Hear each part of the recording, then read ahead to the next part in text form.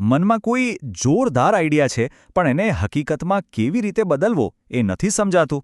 તો બસ આજે આપણે એ જ સફર પર નીકળવાના છીએ, એક વિચારથી લઈને એની એક પાક્કી બ્લૂપ્રિન્ટ સુધી.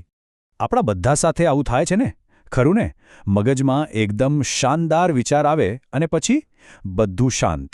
સમજ જ નથી પડતી કે પહેલું પગલું કયું ભરવું. અને સાચું કહું તો આ જ એ જગ્યા છે જ્યાં મોટાભાગના સારા વિચારો બસ અટકી જાય છે. એક વાત યાદ રાખવા જેવી છે, સફળતા કોઈ નસીબની રમત નથી. એની પાછળ હોય છે એક મજબૂત નક્કર યોજના, એક સારો પ્લાન, એક રોડમેપ જેવો છે જે ગમે તેમ કરીને મંઝિલ સુધી પહોંચાડે જ છે. તો ચાલો આખી પ્રક્રિયાને સ્ટેપ બાય સ્ટેપ સમજીએ. પહેલાં આપણે જોઈશું કે પ્લાનિંગમાં કેટલી તાકાત છે. પછી પ્રોજેક્ટ પ્લાન કેવી રીતે બનાવવો એ શીખીશું. એક પ્રોફેશનલ બિઝનેસ રિપોર્ટ કેવો હોય છે એની વાત કરીશું. અને હા, છેલ્લે સૌથી અગત્યના આંકડાઓ પર પણ નજર નાખીશું. ચાલો શરૂ કરીએ આપણા પહેલા વિભાગથી, યોજનાની શક્તિ. સિમ્પલ વાત છે, મકાન બાંધતા પહેલાં બ્લૂપ્રિન્ટ જોઈએ કે નહીં? બસ એ જ લોજિક અહીંયા પણ છે. તો પ્રોજેક્ટ પ્લાનિંગ એટલે શું? એકદમ સરળ શબ્દોમાં કહીએ તો એ તમારા ધ્યેયો અને સીમાઓ નક્કી કરવાની એક પ્રોસેસ છે. એ તમારા આઈડિયાને એક સ્પષ્ટ રસ્તો બતાવે છે, જેથી કોઈ ભટકી ન જાય. જુઓ, એક સારો પ્લાન માત્ર કાગળનો ટુકડો નથી. એ બિઝનેસનો પાયો નાખે છે, ખર્ચ અને સમય નક્કી કરે છે, અને સૌથી અગત્યનું, આખી ટીમને એક જ દિશામાં લઈ જાય છે. બધાને ખબર હોય છે કે શું કરવાનું છે અને ક્યારે કરવાનું છે. ઓકે, તો હવે બીજા વિભાગ પર આવીએ, પોતાની પ્રોજેક્ટ યોજના બનાવવી. ચાલો જોઈએ એ 7 પગલાં જે એક પરફેક્ટ રોડમેપ બનાવવામાં મદદ કરશે. કોઈ પણ પ્રોજેક્ટ હોય, નાનો કે મોટો, આ 7 પગલાંનું ફ્રેમવર્ક હંમેશા કામ લાગે છે. ઉદ્દેશ્યો નક્કી કરવાથી માંડીને અંતિમ પ્લાનની રૂપરેખા તૈયાર કરવા સુધી આ એક કમ્પ્લીટ ગાઈડ છે. ચાલો પહેલા અને સૌથી અગત્યના પગલાંની વાત કરીએ. ઉદ્દેશ્ય સ્પષ્ટ કરવો. આપણે બરાબર શું બનાવી રહ્યા છીએ અને શા માટે?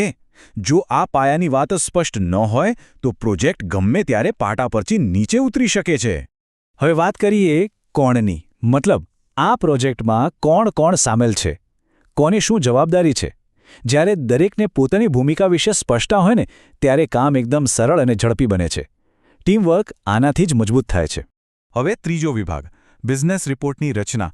મતલબ કે આપણી જે યોજના છે એને એક પ્રોફેશનલ ડોક્યુમેન્ટમાં કેવી રીતે ફેરવવી. એક સારો બિઝનેસ રિપોર્ટ બનાવવો એટલો પણ અઘરો નથી. આ જુઓ, આ એનું માળખું છે.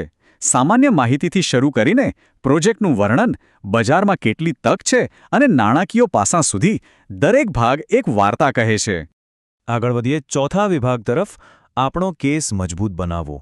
રિપોર્ટનો ઉપયોગ માત્ર માહિતી આપવા માટે નહીં, પણ એક એવી વાર્તા કહેવા માટે કરવાનો છે જે સામેવાળાને કન્વિન્સ કરી દે. આ સ્લાઇડ બહુ જ સરસ રીતે સમજાવે છે. પ્રોજેક્ટનું વર્ણન એટલે કે આપણે શું બનાવી રહ્યા છીએ, અને બજારની સંભાવના એટલે લોકો એને શા માટે ખરીદશે. શું અને શા માટે, આ બંને વચ્ચેનો તફાવત સમજવો ખૂબ જ જરૂરી છે. બજારમાં તક છે એ સાબિત કરવા માટે ટાર્ગેટ ગ્રાહક કોણ છે એ સમજવું પડે, બજારની હાલની સ્થિતિ જોવી પડે અને વેચાણ માટેની સ્ટ્રેટેજી તૈયાર કરવી પડે.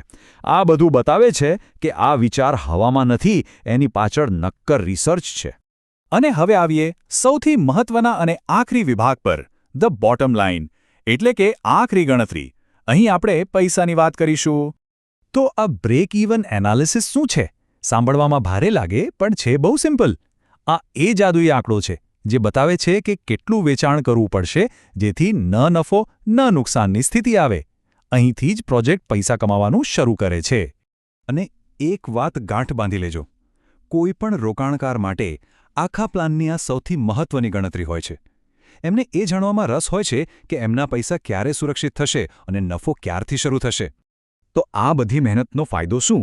સીધી વાત છે, એક સારો પ્લાન આપણા વિચારને રસ્તો બતાવે છે, ફંડિંગ મેળવવામાં મદદ કરે છે, ટીમને એકજૂટ રાખે છે અને આવનારા જોખમોને ઘટાડે છે. તો હવે બ્લૂપ્રિન્ટ તૈયાર છે, રોડમેપ સ્પષ્ટ છે. હવે સવાલ એ છે કે આ બ્લૂપ્રિન્ટ પરથી શું બનાવવામાં આવશે?